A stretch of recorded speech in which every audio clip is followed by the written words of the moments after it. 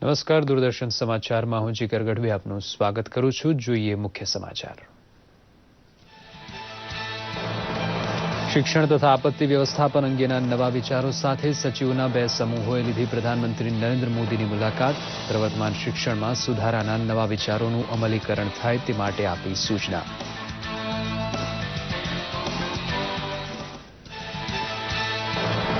દેશભરમાં મકર સંક્રાંતિ, પોંગલ તથા બિહુના તહેવારની ધૂમ. પવિત્ર નદીઓમાં આસ્થાની ડૂબકી માટે શ્રદ્ધાળુઓ ઉમટ્યા. પ્રધાનમંત્રી નરેન્દ્ર મોદીએ તમામ પર્વોની દેશવાસીઓને પાઠવી શુભેચ્છા.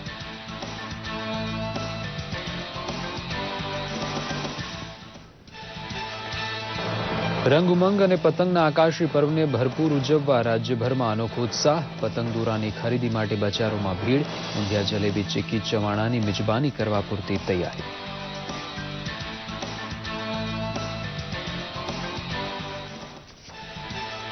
આકાશી આંગણામાં હંમેશા વિહરતા આબોલ પંખીડા પેચ લડાવતા પતંગના દોરાનો ભોગ ના બની જાય તે માટે રાજ્ય સરકાર દ્વારા કરુણા અભિયાન સાથે વસ્ત્રાપુરમાં વાઇલ્ડ લાઇફ હોસ્પિટલની શરૂઆત.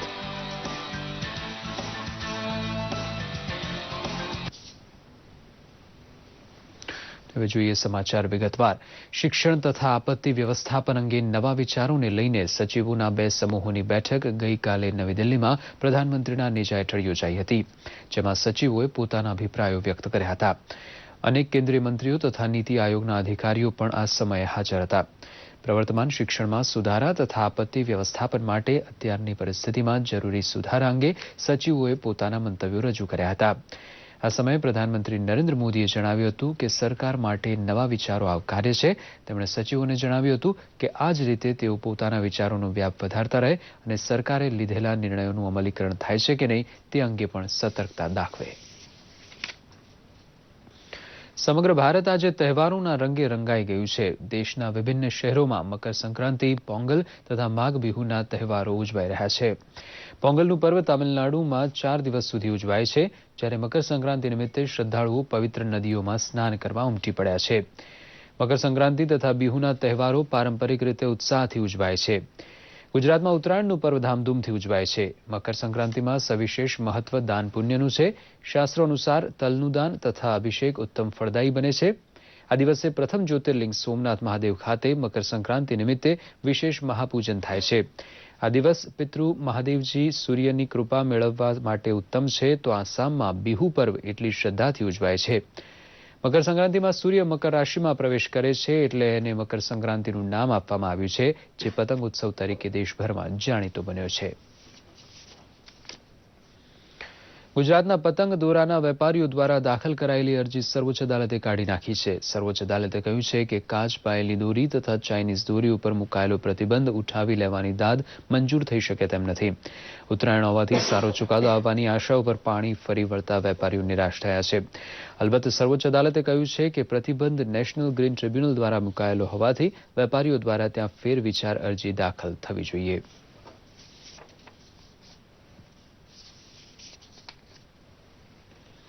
સમગ્ર રાજ્યમાં આકાશી પર્વ ઉત્તરાયણનો અનોખો ઉત્સાહ છે. ઉત્તરાયણ પર્વને ભરપૂર ઉજવવા માટે પતંગ રસિકો દ્વારા મહિના અગાઉથી તૈયારીઓ થતી હોય છે. શહેરના વિવિધ પતંગ બજારોમાં અંતિમ ઘડીએ ખરીદીનો માહોલ જામ્યો હતો, તો બજારોમાં લોકોની ભારે ભીડના કારણે પતંગ વેપારીઓ પણ આનંદના માહોલમાં જોવા મળી રહ્યા હતા. પતંગ રસિયાઓની ભારે ભીડ જોવા મળી રહી છે. જોકે ચાઇનીઝ દોરીના વપરાશ ઉપર પ્રતિબંધ મૂકવાના નિર્ણયને પગલે પતંગ રસિયાઓ પણ છેલ્લી ઘડીની મૂંઝવણમાં જોવા મળતા હતા. શહેરના કોટ વિસ્તારમાં આવેલા મુખ્ય બજારો, કાલુપુર ટંકશાળ, રાયપુર દરવાજા અને દિલ્હી દરવાજા બહારના માર્કેટમાં છેલ્લી ઘડીની ખરીદીના ભાગરૂપે વિવિધ વિસ્તારના પતંગ રસિયાઓ મોટી સંખ્યામાં ઉમટી પડ્યા છે. પતંગ રસિયાઓ પતંગ પર્વની ઉજવણીમાં કોઈ પણ પ્રકારની કસર રાખવા માંગતા નથી. અમદાવાદમાં બહુ મોટો ઉત્સવ છે. ઉત્તરાયણના દિવસે જ નહીં, એના બીજા દિવસે બી બધા રજા કરે છે ને આ વાર ફર્સ્ટ ક્લાસ સેટરડે સન્ડે આવ્યું છે, એટલે બહુ જલસા થશે. ખાની પીની આખો ટાઈમ બધા ટેરેસ પર જ રહેશે. મારા બાળકો નાના હતા ત્યારથી હું પતંગ અહીંયા લેવા આવું છું, આજ સુધી. આજે એટલા મોટા થઈ ગયા છે ત્યાં સુધી પતંગ જ ખરીદી છું. અમને ખૂબ જ શોખ છે મકર સંક્રાંતિ બનાવવાનો. અહીંયા જુદી જુદી જાતનો બધો સ્ટોક મળે છે, નવો સ્ટોક મળે છે. ને દોરાઓ સારા મળે છે. અહીંયા પતંગોની વેરાયટી સારી છે. આજે અમારે 100 નંગ પતંગ ખરીદીને એક ફિરકી ખરીદી છે.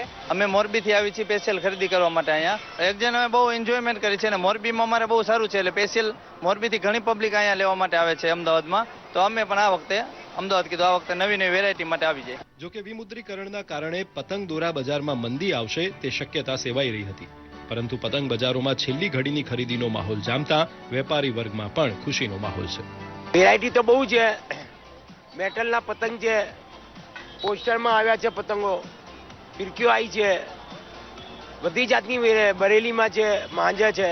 બરેલીની દોરી બહુ ફર્સ્ટ ક્લાસ આવે છે, મજબૂત આવે છે.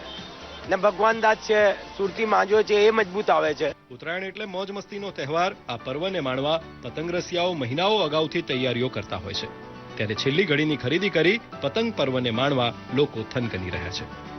બ્યુરો રિપોર્ટ, દૂરદર્શન સમાચાર, અમદાવાદ. ડાંગ જિલ્લા વહીવટીતંત્ર અને રાજ્ય સરકારના ગુજરાત પ્રવાસન વિભાગ દ્વારા સાપુતારામાં આંતરરાષ્ટ્રીય પતંગોત્સવની ઉજવણી કરવામાં આવી હતી. 8મી જાન્યુઆરીથી 14મી જાન્યુઆરી સુધી સમગ્ર ભારત દેશમાં 33 દેશના 406 લોકોએ ભાગ લીધો છે.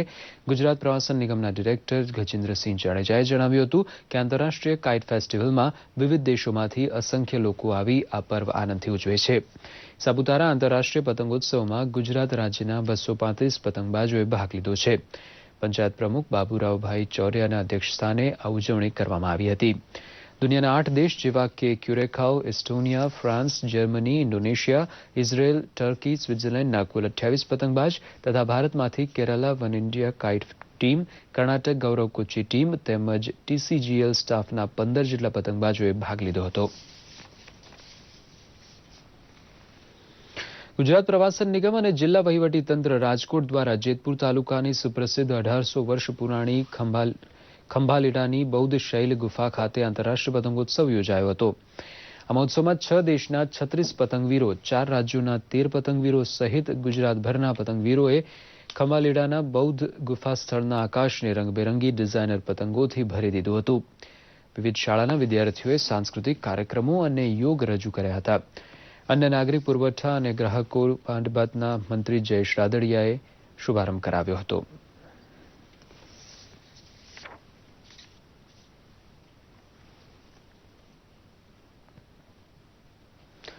ઉત્તરાયણની મજા આબોલ પક્ષીઓ માટે મોતની સજા ન બની જાય તે માટે રાજ્ય સરકાર દ્વારા ખાસ પક્ષીઓ માટે કરુણા અભિયાન ચલાવવામાં આવી રહ્યું છે, જે અંતર્ગત અમદાવાદના વસ્ત્રાપુર વિસ્તારમાં વાઇલ્ડ લાઇફ હોસ્પિટલની શરૂઆત કરાઈ છે, જે અત્યાધુનિક સાધનો દ્વારા ધારદાર દોરાથી ઘવાયેલા પક્ષીઓને નવજીવન આપવામાં આવી રહ્યું છે. જોઈએ ખાસ રિપોર્ટ. ઉત્તરાયણ દરમિયાન અબોલ પક્ષીઓ ધારદાર દોરીથી ઘવાતા હોય છે, જેના કારણે તેમની પાંખ, પગ અને આંખોને નુકસાન થતા તેઓ અપંગ બની જાય છે. તો અનેક પક્ષીઓ મોતને પણ ભેટે છે. ત્યારે ઉત્તરાયણ પર્વમાં પક્ષીઓની સુરક્ષા માટે રાજ્ય સરકાર દ્વારા કરુણા અભિયાન ચલાવવામાં આવી રહ્યું છે.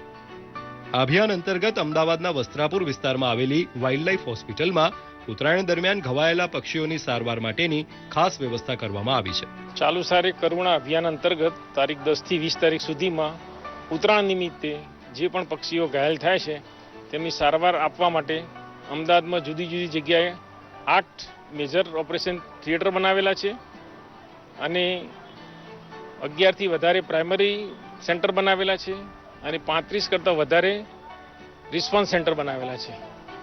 વન ખાતા તરફથી 12 માસ ચાલતી વાઇલ્ડ લાઇફ કેર હોસ્પિટલ અહીં છે, ત્યાં પણ 8 ટેબલની ગોઠવણી કરી અને ઘાયલ પક્ષીની સારવાર આપવામાં આવનાર છે. કરુણા અભિયાન અંતર્ગત ખાસ ડોક્ટર્સની ટીમ તેમજ વિવિધ સ્વૈચ્છિક સંસ્થાઓ પણ આ અભિયાનમાં પોતાનો સહયોગ આપી રહી છે. વધુ ઘવાયેલા પક્ષીઓ માટે અહીં ખાસ ઓપરેશન થિયેટર પણ તૈયાર કરવામાં આવ્યું છે, જ્યાં ઓક્સિજનથી માંડીને તમામ પ્રકારની સારવાર પક્ષીઓને અપાઈ રહી છે.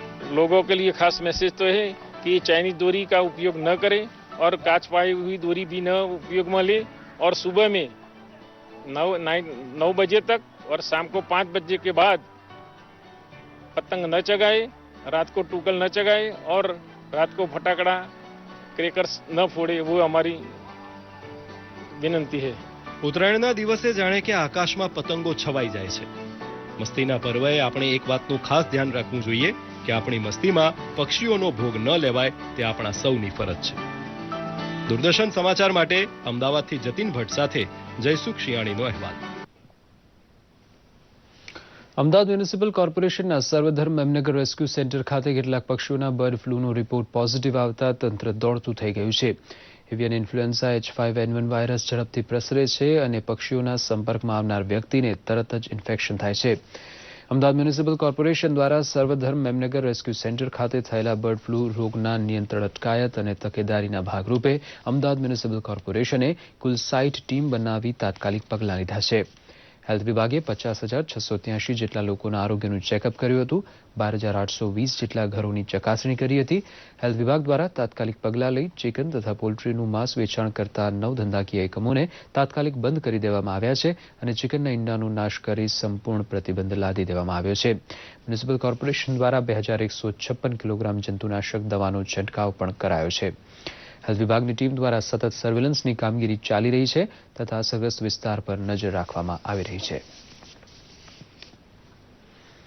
જમિયતે ઉલેમા હિંદના નેજા હેઠળ દક્ષિણ ગુજરાતના મુસ્લિમ બિરાદરોને તાલીમ આપતો કાર્યક્રમ જમિયતે ઉલેમાના રાષ્ટ્રીય મંત્રી અસદ મદનીની અધ્યક્ષતામાં નવસારીના વેસ્મા ગામે યોજાયો હતો, જેમાં મોટી સંખ્યામાં મુસ્લિમ બિરાદરો ઉપસ્થિત રહ્યા હતા.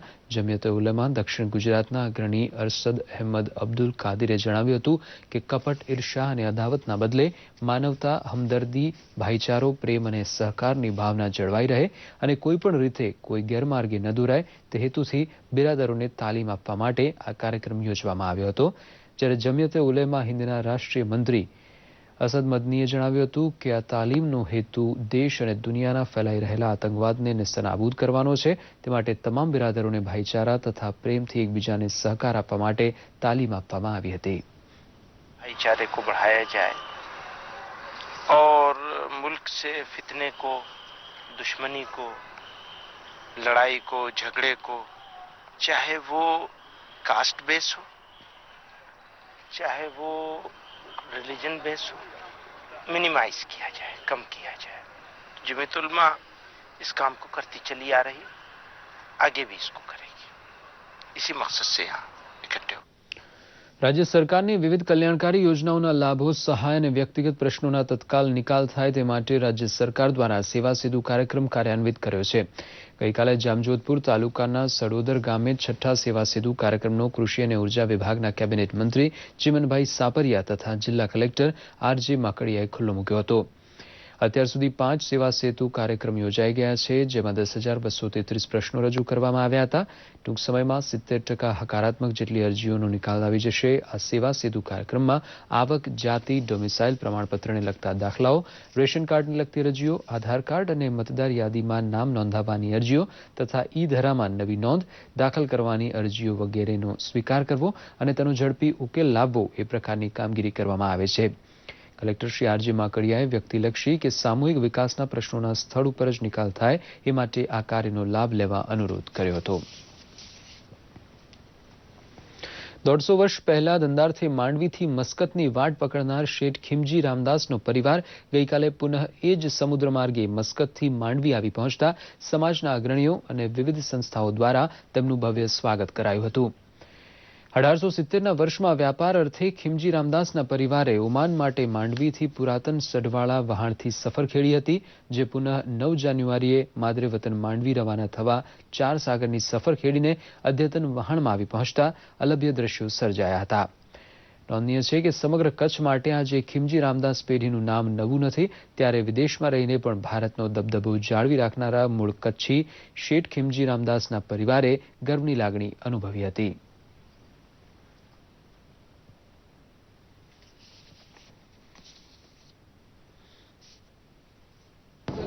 મારા પરદાદાઓ આજથી 150 વર્ષ પહેલા વાણોમાં આવેલા, વાણોમાં આવેલા, જે એ લોકો આટલી રિસ્ક કરી છે તો મને બી થયું કે શા માટે આપણે પોતે ત્યાંથી બોટમાં ન જઈએ. આજે મેં આ બોટને લીધે 5 વર્ષ થશે માર્ચમાં. વચ્ચે દરિયામાં બરોબર સફળતા મળતી નહોતી, કારણ કે તમને ખબર છે ત્યાં બધા ચાંચિયાઓ આવી ગયેલા. થેન્ક્સ ટુ ઓમાન નેવી અને ઇન્ડિયન નેવીએ એકદમ દરિયો શાંત કરી નાખ્યો.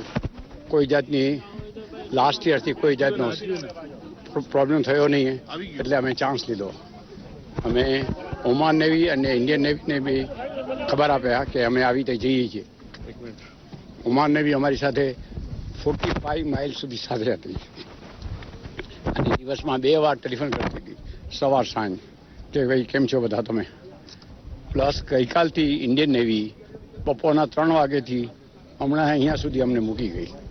અમારા ગ્રેટ ગ્રાન્ડફાધર દાદા એ અહીંયાથી વાણમાં ગયા અને વાણમાં આવજાવ કરતા હતા. અહીંયા આપણે ઇન્ડિયાથી આફ્રિકા બધું ત્યાંથી સ્પાઇસીસ લઈ જાય, લાકડા લઈ આવે. પછી એકવાર મસ્કતમાં ઉતરી ગયા અને કીધું એના ક્રૂને કીધું તમે લોકો જાઓ, હું અહીંયા રોકાઈ જાઉં છું. તો અહીંયા રોકાઈને આસ્તે આસ્તે એને પેલું બ્રોકેજનું કામ કર્યું, એટલે દલાલીનું, કે ચોખા વેચે તો એનો કમિશન મળે, તેમાંથી આસ્તે આસ્તે ઉપર આવ્યા. ને એના પછી અમે બીજી વાર અમે ફર્સ્ટ ટાઈમ આવીએ છીએ મસ્કતથી. આ લોકો માંડવીથી મસ્કત ગયા, અમે મસ્કતથી માંડવી આવ્યા છે કનકભાઈ સાથે. દેશના ઉત્તરીય રાજ્યોમાં ઠંડી તથા શીતલહેરનો કહેર યથાવત છે. પહાડી રાજ્યોમાં થયેલી બરફવર્ષાની અસર સમગ્ર રાજ્યમાં જોવા મળી રહી છે. ઉત્તર ભારતમાં પડેલી ઠંડીને કારણે મોટાભાગના રાજ્યોના લોકો ઠંડીમાં ઠૂંઠવાય છે. કેટલાક રાજ્યોમાં તાપમાન 0 ડિગ્રીથી પણ નીચે ગયું છે. હવામાન વિભાગે 15 તથા 16મી જાન્યુઆરીના દિવસોમાં ઉત્તરીય રાજ્યોમાં ભારે હિમવર્ષા થશે એવી આગાહી પણ કરી છે. હાડ થીજાવી નાખતી ઠંડીના કારણે વાહન વ્યવહાર પર પણ અસર થઈ છે. આ તરફ રાજસ્થાનમાં પણ પારો 4 થી 5 ડિગ્રીની આસપાસ રહ્યો છે. તો રાષ્ટ્રીય રાજધાની દિલ્હીમાં શીતલહેરના કારણે જનજીવન અસ્તવ્યસ્ત થઈ ગયું છે. ધુમ્મસના કારણે ફ્લાઇટ તથા ટ્રેનો રદ કરવામાં આવી છે. ઉત્તરાખંડમાં બરફ ઓગળવાના કારણે સમગ્ર ઉત્તર પ્રદેશ ઠૂંઠવાયું છે. લખનૌમાં તાપમાનનો પારો 0 થી નીચે ગયો હતો. તો ગુજરાતમાં પણ ઠંડીએ જનજીવન પર ભારે અસર કરી છે. અમદાવાદ, વડોદરા સહિતના રાજ્યોમાં પણ શીતલહેરના કારણે લોકો ઠૂંઠવાયા છે. અને આ સાથે જ આ સમાચાર બુલેટિન અહીં સમાપ્ત થાય છે. નમસ્કાર.